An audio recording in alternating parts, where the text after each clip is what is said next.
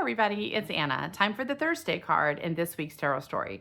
So today we have the Nine of Cups reversed. So the Nine is the penultimate step in the 10-card trajectory. It's the moment just before we cross the finish line.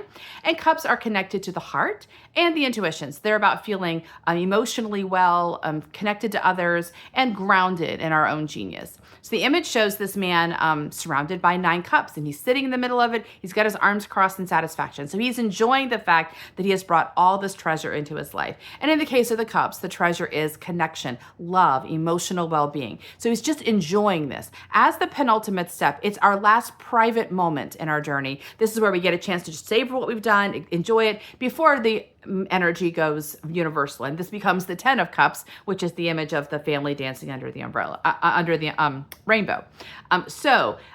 When this card is upright, it often suggests you're being asked to relax, to enjoy, and to really integrate the work you've done so far. I think this is really helpful. And this is reversed. This was reversed. And I feel like the reversal here actually is an invitation to internalize this truth. And I think this is helpful, especially for the mind. How you tell the story of your life is actually how your mind is processing it, right?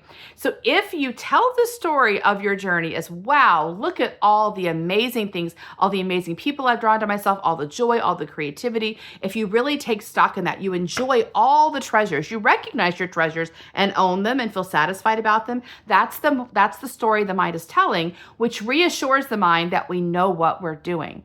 The more you tell the story of your life as purposeful and intentional, even when the mind doesn't know where we're going. The mind doesn't know where we're going a good portion of the time, but it can see as it tells the story that the intuition always knew where it was going. And that's good. That's the partner the mind is relying on. So the more the mind tells the story of the genius of the intuition, the more confident and relaxed the mind becomes. So this reversal to me is the internalization of this feeling of gratitude and clarity.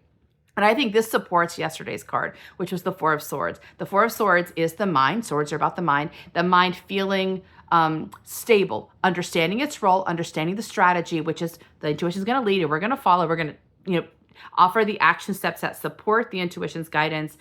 That's what we're doing, right? So this card is basically the mind noticing what happens when we do that, which is look at all the cool things, people we've met, the cool experiences we've had, all the cool things we've created. Like the mind goes, yeah, that intuition, boy, it really knows what it's doing.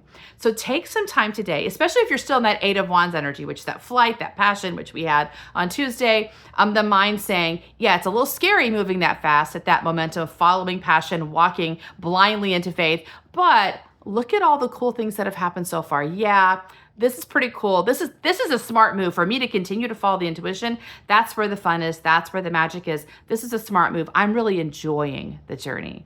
It's really important. You know how people talk about gratitude, and the problem with gratitude is if you're gaslighting yourself, gratitude is not good. Like just saying, oh, I'm so happy for this and this and this, that's not a bad strategy. I think it probably works better for mind intuitives.